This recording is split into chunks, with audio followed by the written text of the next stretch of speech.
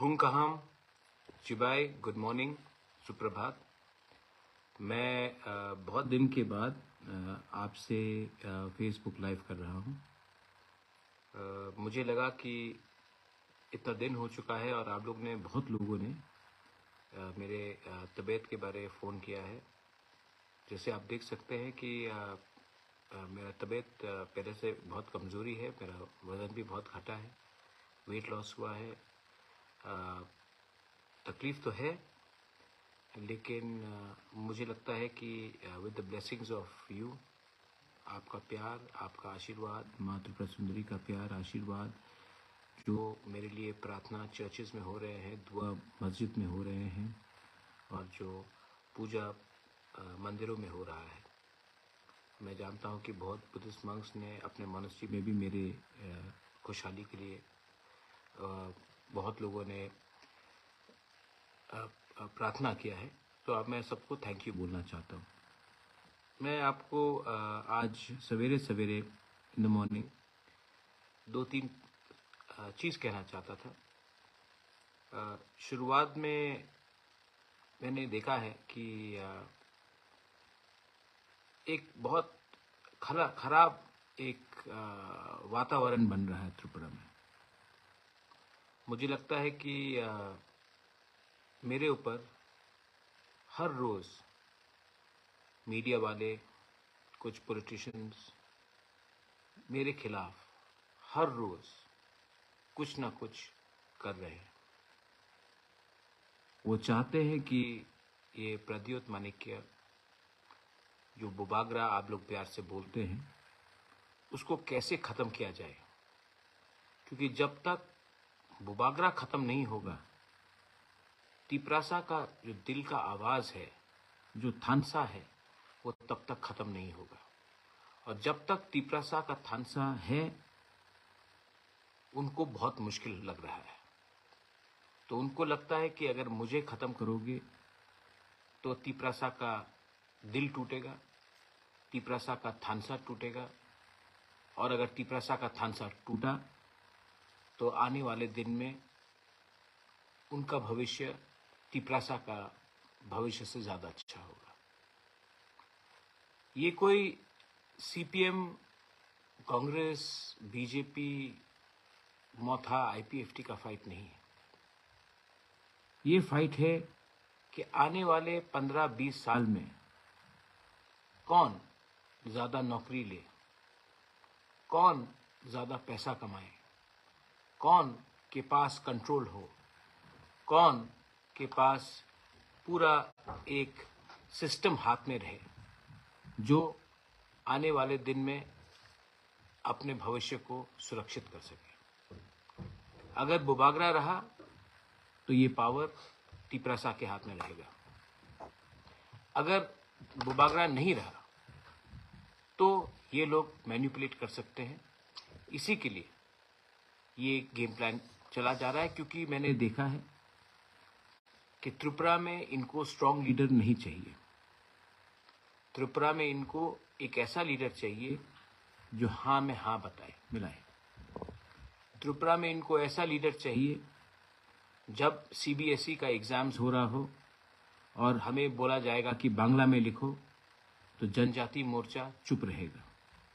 त्रिपुरा में इनको ऐसा लीडर चाहिए जो महाराजा वीर विक्रम एयरपोर्ट में अनाउंसमेंट कॉकबोरक में ना हो, सिर्फ बांग्ला, हिंदी और इंग्लिश में हो और आवाज़ नहीं उठाए, ऐसा लीडर चाहिए। त्रिपुरा में इनको सिर्फ नमूना बनाकर म्यूजियम में एक तिप्रासा को दिखाना है, जो तिप्रासा के बारे में बात नहीं करेगा, लेकिन बोलेगा कि मैं तिप्रासा हूँ। इलेक्शन के टाइम आसाम के मुख्यमंत्री आए, हेमंत बिश्व शर्मा, उनसे बात होते रहता है मेरा, और उन्होंने कहा कि मैंने खुद सुना कि हम मैक्सिमम ऑटोनॉमी देना चाहते हैं। 3 महीना हो गया, किसी को मालूम है ये क्या है मैक्सिमम ऑटोनॉमी? इंटरलॉक्यूटर का बात हुआ, मुझे खुद हिंदुस्तान के होम मिनिस्टर अमित शाह ने बोला ये। उसके बाद दिल्ली में बोला, फ़ोन में बोला, आसाम के मुख्यमंत्री हेमंत बिश्व शर्मा, उन्होंने खुद बोला, सिर्फ मुझे नहीं बोला, मेरे पूरे टीम को बोला। उसके बाद मेरे टीम में उस दिन विश्वकेतु था, अनिमेश देव वर्मा था, विश्वजीत कलॉय था, सीनियर लीडर्स थे, एमएलएस थे। उसके बाद भी मेवाड़ जमातिया था। इसके बाद भी मैंने नोटिफिकेशन देखा, मुझे बताया गया कि वो लोग आ रहे हैं। तब एक दिन मणिपुर में प्रॉब्लम, कभी कहीं में प्रॉब्लम, नोटिफिकेशन निकलता है, कैंसिल हो जाता है। तो अब मुझे लग रहा है कि ये सब किया जा रहा है क्योंकि ये लोग मेरा नाम खराब करने की कोशिश कर रहे हैं। ये चाहते हैं कि मुझे अपने लोगों से दूर किया जाए, मेरा नाम को खराब करके। सोशल मीडिया में मैंने देखा 300 करोड़ रुपए दिया मुझे बीजेपी के संग इलेक्शन में ये फाइट करने के लिए। मुझे पॉलिटिक्स में मैं पॉलिटिक्स में आया हूं पैसा कमाने के लिए नहीं।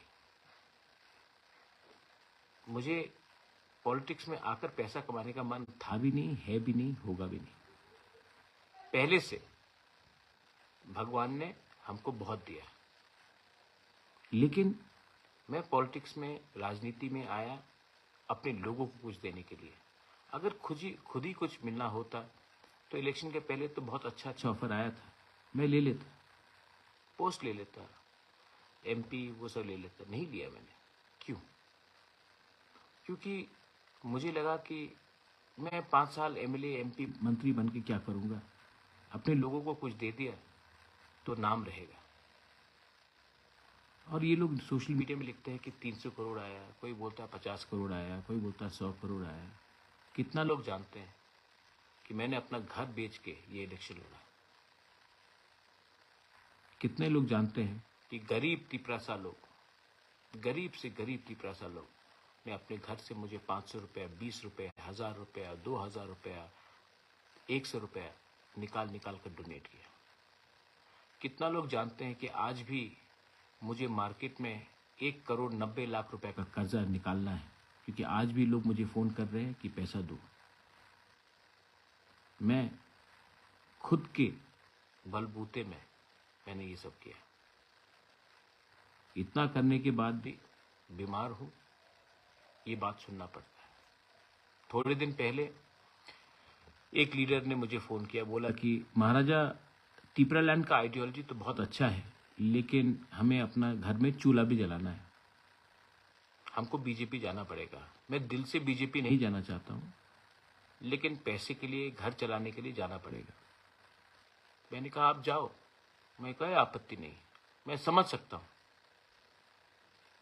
लेकिन बाद में ये मत बोलना कि मेरा बच्चा पियोन का नौकरी कर रहा है और जो मेरा पड़ोसी का बच्चा है जो बंगाली है, वहां में वो ऑफिसर है और मेरा बेटा उसको सलाम करता दिन में 5 बार। आज आप हल्के हो गए, आज आपने कॉम्प्रोमाइज किया, ठीक है, आपका तो जिंदगी गया है। आपका नेक्स्ट जनरेशन को क्या सफर मिलेगा, ये कितने लोग समझते हैं? पॉलिटिक्स सच में गंदा है। मुझे लगता भी नहीं था कि पॉलिटिक्स इतना गंदा है, लेकिन है। लेकिन मैं पॉलिटिशियन के साथ पॉलिटिक्स करना चाहता हूं। अपना जो गरीब तिपरासा है गांव में, उनके साथ नहीं करना चाहता। एडीसी में अभी भी पैसा नहीं आता है। लोग मुझे फोन करते हैं, किसी को 5000 चाहिए, किसी का बच्चा को ट्यूमर हो गया, उसको थोड़ा ट्रीटमेंट चाहिए। कोई फोन करके बोलता है कि स्कूल में एडमिशन दिलवा दो। एडीसी के पास पैसा नहीं, मैं अपने पॉकेट से करता हूं। कब तक करूंगा? कब तक करूंगा? क्या एडीसी को वोटिंग से डेमोक्रेटिकली त्रिपुरा की जनता ने नहीं चुना? चुना ना, तो उनके हाथ में पावर आना चाहिए कि नहीं? नहीं आता, क्योंकि अब ये बात तय हो गया है कि जब मैं ऐसा करके जाऊंगा स्टेट गवर्नमेंट और सेंट्रल गवर्नमेंट के पास, तभी मुझे भीख मिलेगा। अगर मैं अधिकार के लिए मांगने जाऊंगा तो वो दरवाजा बंद कर देते हैं। आपका बुभागरा ने जिंदगी में माँ बाप ने बहुत चीज सिखाया। मुझे माँ बाप ने बहुत चीज सिखाया। महारानी विभू देवी ने, महाराजा कैरेट विक्रम किशोर ने बहुत चीज सिखाया, लेकिन भीख मांगना नहीं सिखाया। मैं अपने अधिकार के लिए, अपने लोगों के अधिकार के लिए आंदोलन कर सकता हूं, लेकिन मैं भीख नहीं मांग सकता। और भीख तो मैं उससे नहीं मांगूंगा, क्योंकि ये जगह का असली मालिक तिपरासा है। और जो आज हमें भीख में कुछ दे रहा है, वही थोड़े दिन पहले बांग्लादेश से आया था। दिल्ली के लीडरशिप से मेरा बहुत बात हुआ। राहुल गांधी हो, प्रियंका गांधी हो, अमित भाई शाह हो, सीताराम येचुरी हो, मुझे तो लगता है सब ठीक है, सब समझते भी हैं। लेकिन जो अगरतला में लीडरशिप है, आप क्लियरली देख लीजिए, जनजाति मोर्चा में एक लीडर नहीं है जो कुछ बोल सकता है। जीएमपी में जितेंद्र चौधरी है। सब लोग बोलते कि मैंने अलायंस, ये बात बहुत इंपॉर्टेंट है, मैंने अलायंस सीपीएम का संग किया जितेंद्र चौधरी के खिलाफ कैंडिडेट नहीं देके। नहीं, जितेंद्र बाबू भी जानते हैं। मैंने जितेंद्र बाबू को के खिलाफ कैंडिडेट नहीं दिया क्योंकि मैं चाहता था कि असेंबली में 20 नहीं 21 तिपरासा एमएलएस हो। इनफैक्ट मैंने जितेंद्र बाबू को और एक चीज कहा था आपको, मैंने कहा था कि आप राधाचरण को जनरल एरिया से लड़ाइए जहां पे तिपरासा का पॉपुलेशन ज्यादा है, हम वहां में भी बैक कर देंगे। हम आपकी पार्टी को बैकिंग नहीं करेंगे, लेकिन आपके एमएलए जो हमारे जाति से है, हम उनको बैक करेंगे। तो सबने कहा क्यों? तो मैंने कहा शिवसेना तो एनडीए में था।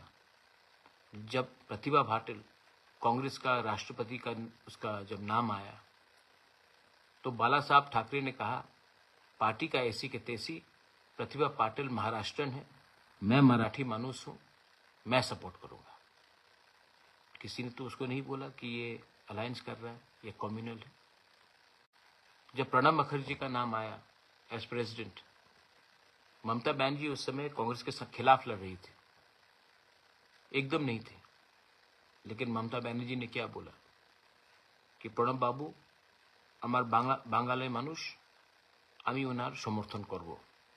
আমি জানি না কি উনি কংগ্রেস আছে নাকি আলাদা দল, আমার সমর্থন ওনার সঙ্গে থাকবে। और ममता बनर्जी टीएमसी ने प्रणब मुखर्जी को सपोर्ट किया। किसी ने कहा कि वो बंगाली पॉलिटिक्स कर रहा था, नहीं, वो अपने कम्युनिटी के लिए, अपने रीजन के लिए, अपने गर्व के लिए बात कर रहा था। तो मैंने यही चीज जितेंद्र बाबू के साथ की। आज मैंने देखा है कि मेरे ऊपर भी वहीं से अटैक आता है। मैं क्या सोच के त्रिपुरा में अपने लोगों को हेल्प करना चाहता हूं, और लोग क्या सोचते हैं।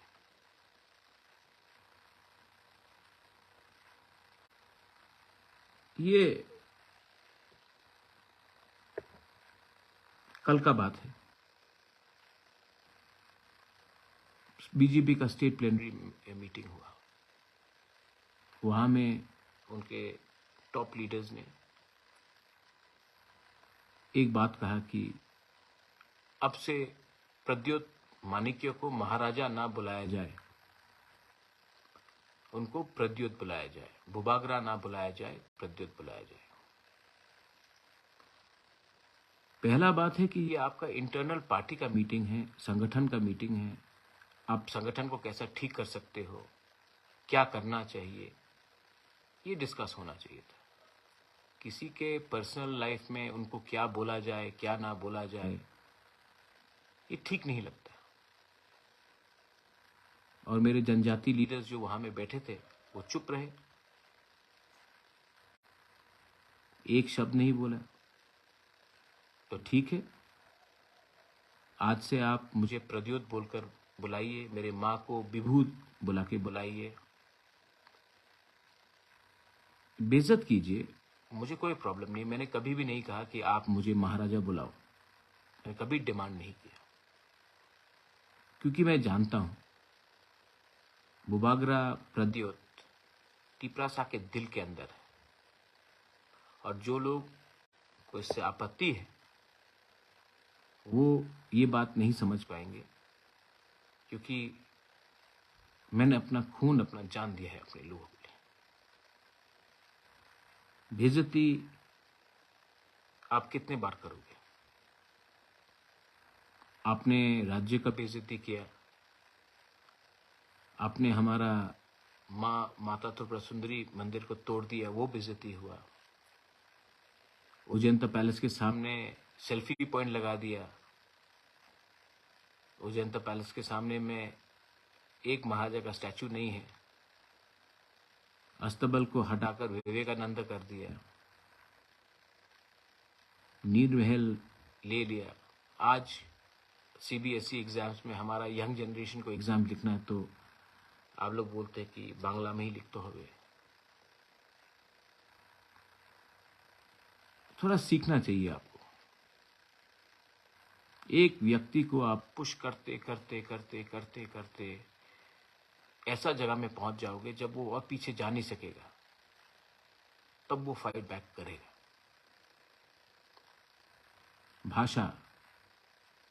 भाषा तो आप सबसे ज्यादा जानते हैं। 50 साल पहले, 52 years ago, जब पाकिस्तान ने ईस्ट पाकिस्तान, जो आज बांग्लादेश है, जब पाकिस्तान ने ईस्ट पाकिस्तान के ऊपर उर्दू भाषा कंपलसरी बना दिया था, इम्पोज करने की कोशिश की थी, तो ईस्ट पाकिस्तान के जो बंगाली भाई ब्रदर सिस्टर्स थे, उन्होंने भाषा आंदोलन शुरू किया, और उसके लिए पाकिस्तान दो टुकड़ा हुआ, एक बांग्लादेश हो गया भाषा के नाम में। आज आपके ऊपर वो अत्याचार हुआ था बांग्लादेश में पाकिस्तान से, आज वही अत्याचार हमारे ऊपर भी थोपा जा रहा है। ये क्या सही बात है? अगर कॉकबोरोक में अनाउंसमेंट हो गया एयरपोर्ट में तो किसी का कुछ नुकसान होता है, रेलवे स्टेशन में तो हो रहा है। तो ये सब बात है, कोई हठात से नहीं उठता। इंटरक्यूलेटर आएगा, बात होगा। मैंने अपना स्टांस क्लियर कर दिया है कि मेरी टीम जाके मिलेगी, मैं नहीं मिलूंगा, क्योंकि ताली दो हाथ से बजता है। और अब मुझे जो एटीट्यूड लग रहा है, मुझे नहीं लगता है कि स्टेट गवर्नमेंट का एटीट्यूड हमारे तरफ ठीक है। अगर ठीक होता तो मैं जो कल मैंने बात सुना है वो सुनाई नहीं दिया पड़ता। गलती हुई है, मुझसे भी हुई है, बीजेपी से भी हुई है, सीपीएम से भी हुई है, कांग्रेस से भी हुई है। मैं सबसे बात करूंगा। और धनपुर में जो बाई इलेक्शन होगा, मेरा मानना है कि मानिक सरकार जी, आप थोड़ा सा चुप बैठिए, क्योंकि आप 5 साल में as a leader of the opposition आपने कुछ नहीं किया, तो थोड़ा चुप बैठिए और हम तैयारी करते हैं कि धनपुर इलेक्शन में कैसे हम लोग जीतेंगे। शांति से बैठकर बात करके 1:1 कॉन्टेस्ट करके कैसे जीतेंगे, क्योंकि मैं समझ चुका हूं जहां में तिपरा मोथा का चांस नहीं है जीतने का, तिपरा मोथा को कैंडिडेट नहीं देना चाहिए। और आप भी समझ जाइए, जैसे बागमा, शांतिर बाजार, छामानू, कृष्णपुर, जहां में आपका कोई चांस नहीं था जीतने का, आप भी वहां में कैंडिडेट अब आगे में मत दीजिए। कॉन्टेस्ट को 1:1 कीजिए। लोकसभा भी सामने है। ऑपोजिशन को एक दूसरे से झगड़ कर कुछ नहीं मिलेगा। ऑपोजिशन को पर्सनल हेट्रेड को छोड़कर लार्जर इंटरेस्ट को देखना पड़ेगा। मैं आप सबसे मिलूंगा। आज मुझे लगा कि मैं आपसे बात करूं, रीच आउट करूं। बहुत लोग बीजेपी में जाने की कोशिश कर रहे हैं क्योंकि उनको रेगा मिलेगा, उनको नौकरी मिलेगा। मैं आपको एक बात बोलना चाहता हूं, जिसको रेगा चाहिए, जिसको नौकरी चाहिए, जिसको टिकट चाहिए, आप लोग जाइए। मैं आपसे नाराज नहीं हूं। जाइए, रेगा लीजिए, नौकरी लीजिए, खुश रहिए अपने परिवार में, लेकिन आपके दिल के अंदर ना आप कभी खुश नहीं रहेंगे।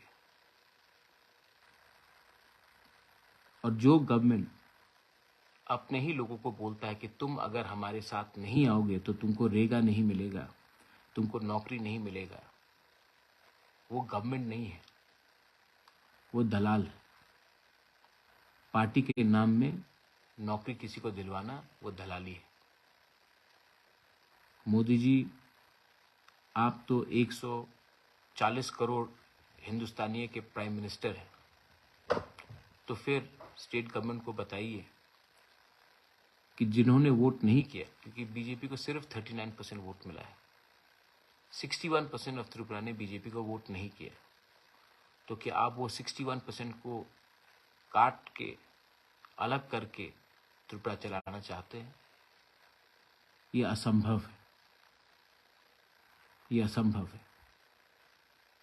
फिर से गौर कीजिए और अपने महारथियों को जो अगरतला में बैठकर कारोबार और अपना एडमिनिस्ट्रेशन चला रहे हैं, उनको बोलिए कि दुश्मनी छोटे से छोटे लोग से भी भारी पड़ता है। हम यहां में किसी से झगड़ने नहीं आए हैं।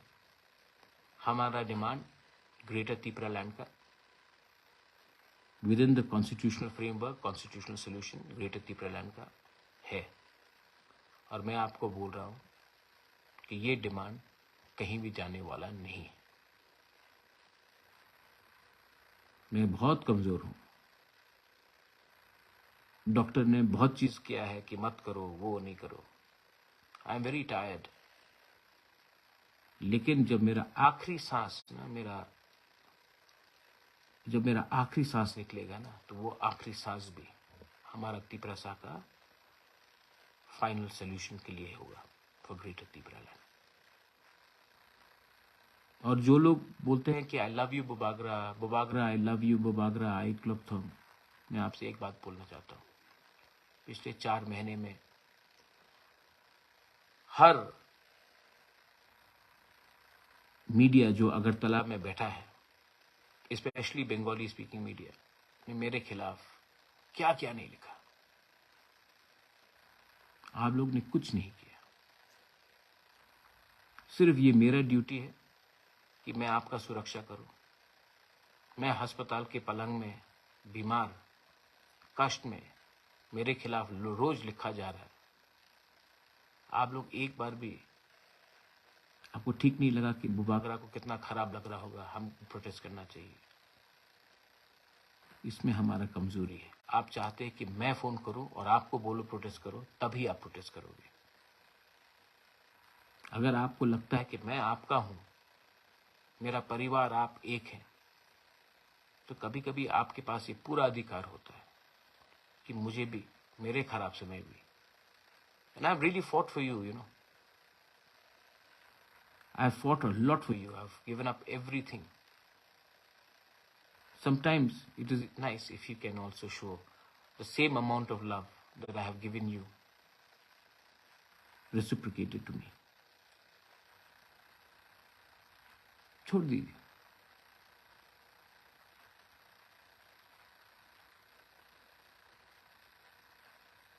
आज दिल से मैंने बात किया।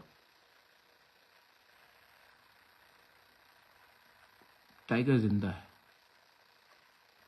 और जो टाइगर बीमार है ना, वो ज्यादा डेंजरस होता है। अब मैं देखूंगा, हमारे पास धनपुर का चांस है और लोकसभा का चांस है, और लोकसभा में तो एक ऐसा आदमी को भेजना है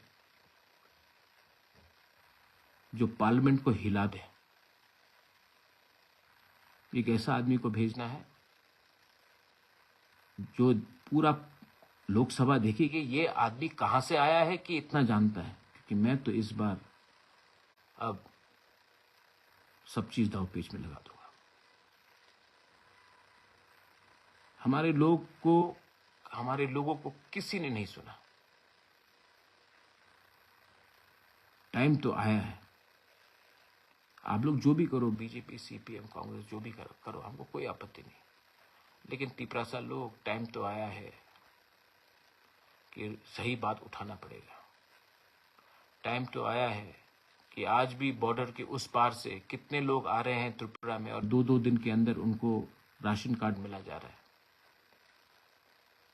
टाइम तो आ गया है बोलने के लिए कि आपके पास पुलिस फोर्स है, लेकिन ड्रग्स तभी भी अंदर आते रहता है त्रिपुरा में। टाइम तो आ गया है कि इलेक्शन जीतने के लिए तिपरासा एरियाज में, एसटी सीट्स में किन लोगों को सेटल किया जा रहा है। ये सब बात आप लोग जानते हैं, और अब मैं चुप नहीं बैठूंगा। लेकिन इस आंदोलन में आपको मेरा साथ देना पड़ेगा। I love all of you all. You've been so nice to me. I love all of you all. Mwah. To all my mothers and sisters, to all my warriors, to everyone. And I even love those who don't like me, जो मेरे Facebook में आके बोलता है interlocutor कहाँ गया, interlocutor कहाँ गया, इंटरलोकेटर कहाँ गया। ये सवाल आप जाके जिस दिन आ गया तो आप क्या करेंगे। आप ट्राइबल का मजाक उड़ाते हैं, आपको लगता है आप मेरा मजाक उड़ा रहे हैं, आप ट्राइबल का मजाक उड़ा रहे हैं, और आपको भी जवाब मिलेगा, क्योंकि आप लोग ने हमारे खराब समय में, हमारे दर्द में मलहम नहीं लगाया, आपने नून मसला है। जख्म तो है, लेकिन उस जख्म का जवाब हम फेसबुक में नहीं देंगे।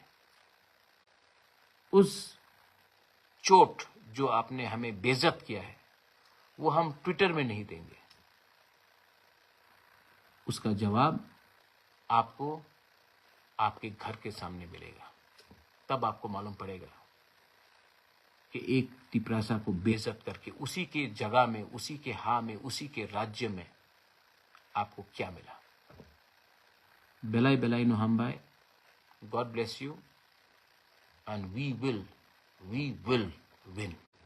हम लोग जीतेंगे, हम जीतेंगे। और अगर मेरे साथ कोई भी नहीं रहा तो अकेला मैं फाइट करके जीतूंगा। नहीं जीता तो मर जाऊंगा, लेकिन मेरा लास्ट सांस भी अपना परिवार, अपना राज्य, अपना देश के हित में होगा। तिप्रा मथा आयुक लॉकथोंग, तिप्रासा दफा आयुक लॉकथोंग, तिप्रासा आयुक लॉकथोंग, ग्रेटर तिप्रालैंड आयुक लॉकथोंग, कॉन्स्टिट्यूशनल सॉल्यूशन आयुक लॉकथोंग।